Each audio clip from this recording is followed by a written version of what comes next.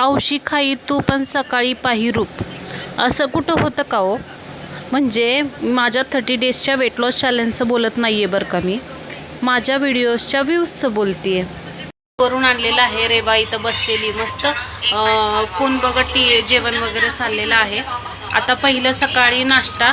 आत्ता वाजलेत सकाळचे 11 आणि मी नाश्ता वगैरे काही करणार नाही आहे, डायरेक्ट डाळ भात खाणार आहे. तर इथे यांना मिस्टरांना दिलं होतं पालक डाळ बनवलेली आणि भात, तर त्यांनी काय खाल्लंच नाही. आता उरलेलं मी खाणार, म्हणजे माझं नाश्ता होऊन जाईल आणि दुपारचं जेवण पण होऊन जाईल.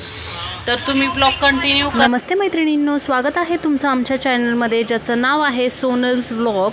आणि इथे सकाळचे 11 वाजलेले होते. मला खूप खरंच भूक लागली होती. नाश्ता वगैरे काही केला नव्हता. यांनी पालक डाळ आणि भात त्यांना दिला होता सकाळी खायला, पण त्यांनी अर्धवटच खाल्ला. मग त्याच्यानंतर ते कुठं तसंच हे करायचं, मग मी तोच भात आणि डाळ खाल्लं आणि त्याच्यानंतर लागले कामाला. खूप पसारा पडला होता इथे. रेवाला नुकतं स्कूलवरून आणलेलं होतं, तर बिछाना वगैरे तसाच पडलेला होता. मग मी अगोदर त्याच्या घड्या वगैरे घातल्या आणि सर्व पसारा जिथल्या तिथं ठेवला.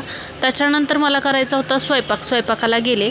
तर मी मगाशी म्हणत होते औशी खाई तूप आणि सकाळी पाही रूप. आता एवढी घाई केली तर मला कसं चालेल बरं? म्हणजे आता 6 महिन्यांपासून मी यूट्यूबवर माझे व्हिडिओज व्लॉग्स वगैरे बनवते आहे, पण असं एखादा व्हिडिओ 4,000पर्यंत गेलेला आहे, मोठा लाँगवाला. पण त्याच्या व्यतिरिक्त शॉर्ट्सचा हायेस्ट माझा 14,000चा व्ह्यू झालेला आहे. पण त्या व्यतिरिक्त माझं काही व्ह्यूज येत नाही आहेत, नॉर्मलच व्ह्यूज येत आहेत, जास्त व्ह्यूज येत नाही आहेत. तर असं वाटायला लागलं की नको, नाही का, व्हिडिओज करायला नको किंवा व्लॉग करायला नको. तर मग तेव्हा अचानक डोक्यात ही म्हण क्लिक झाली. म्हटलं थोडंसं तूप खाल्लं की लगेच रूप येत नाही, त्याला जरा टाईम लागतो. मग त्याच बेसिसवर म्हटलं जाऊ दे, करूयात. तर हार मानायची नाही कोणत्याही गोष्टीची. मग इथे मी लागले दुपारच्या कामांसाठी. तर इथे दुपारी आता नाश्ता आणि जेवण सोबतच झालं होतं माझं. तर त्याच्यामुळे म्हटलं आता घरातल्यांसाठी चपात्या वगैरे दुपारच्यासाठी करून घेऊ. तर इथे माझं चपाती करण्याचं काम सुरू होतं. पटकन मज्जा दाखवायची.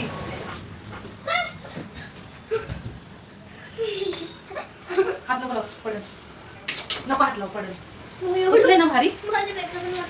अजून होते का ते? नाही एवढं भारी ना, सगळी दिसते मी आता. तर बघ होते का? माझ्या एक साईड थोडं छोटे पडत ते नव्हतं ना बच्चू ना मला. नाही एवढं होत असेल ना, ते एवढं होत असेल ना, एवढंच आहे पड ना. तर इथे काय झालं की माझा ट्रायपॉड जो आहे ना, तर तो मी पहिल्यांदाच ओपन केला होता पूर्ण, आणि त्याची हाईट खरंच खूप आहे. म्हणजे हा मला पप्पांनी घेऊन दिला होता. माझा अगोदरचा होता तो 200 रुपयाचा साधाच होता, आणि तो 2-3 महिन्यात लगेच तुटून गेला. आणि हा जो घेतलेला आहे ट्रायपॉड, तर तो खूप असा दणकट आहे आणि हाईटला वगैरे भरपूर आहे. आणि त्याची हाईट मी पूर्ण आज पहिल्यांदाच उघडून बघितली होती, त्याच्यामुळे मी आश्चर्यचकित झाले होते. आणि रेवा पण आश्चर्यचकित झाली होती. मम्मी म्हटली किती मोठा ट्रायपॉड आहे गं हे, तुझ्या हाईट एवढाच आहे. मग आम्ही इथं आमचं असं बोलणं चाललं होतं. त्याच्यानंतर मग मी चपात्या वगैरे करायला घेतल्या. चपात्या करून झाल्यावर म्हटलं आता भाजी काहीतरी करावी, कारण की डाळ शिल्लक होती रात्रीची. तर इथे टमॅटोची चटणी करायचं ठरवलं. पटकन टमॅटोची चटणी केली, चपात्या केल्या आणि दुपारचा जो स्वयंपाक आहे तो आवरून घेतला मी आणि किचन वट्टा पुसून घेतला. आता इथे माझं 30 डेज चॅलेंजबद्दल आपण बोलूया.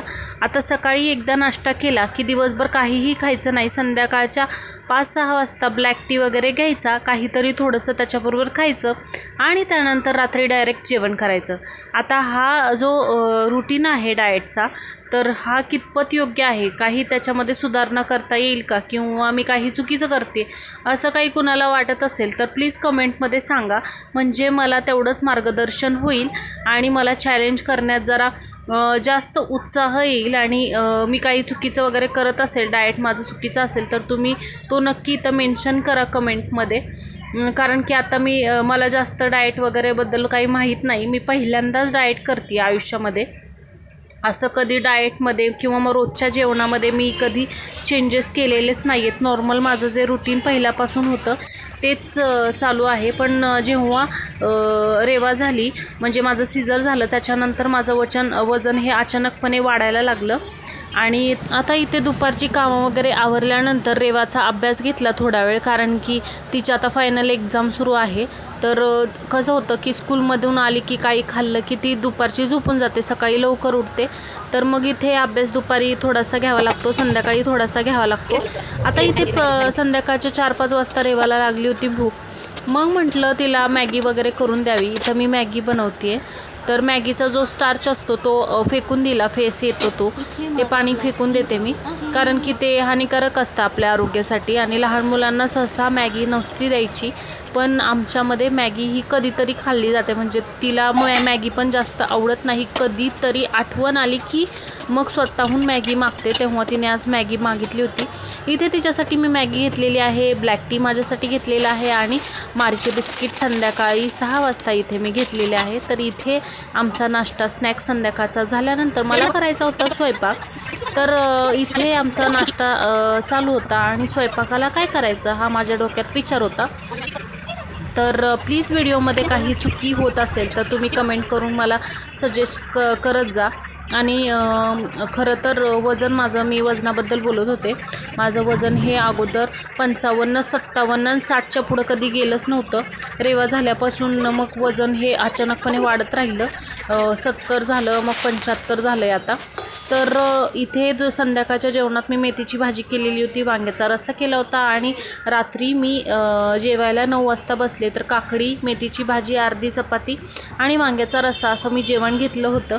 तर इथे एक्सरसाइजला आज पण टाईम भेटला नव्हता, कारण की रेवाचा अभ्यास जास्त महत्त्वाचा आहे. तर तो मी जास्त त्याला प्रिफर देते. तो अभ्यास घेतल्यानंतर जर टाईम भेटला तर एक्सरसाइज मी करते. तर आज 5व्या दिवशी माझा एक्सरसाइज झाली नव्हती.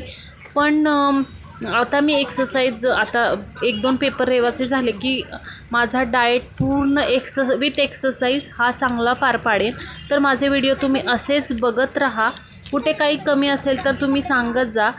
व्हिडिओ आवडल्यास चॅनलला लाईक करत जा, व्हिडिओला लाईक करत जा, चॅनलला सबस्क्राईब करत जा. आणि माझ्या मोटिवेशनसाठी प्लीज व्हिडिओला माझ्या जास्तीत जास्त शेअर करा, जेणेकरून माझे व्ह्यूज वाढतील. आणि माझी ही यूट्यूबची जी जर्नी आहे ती खूप अवघड न होता ती थोडीशी तुम्ही सोपी करून द्या. तर त्यात तुमचे खूप खूप मी आभार मानेन. आणि इथे माझं जेवण सुरू होतं आणि रेवाची मस्ती सुरू होती.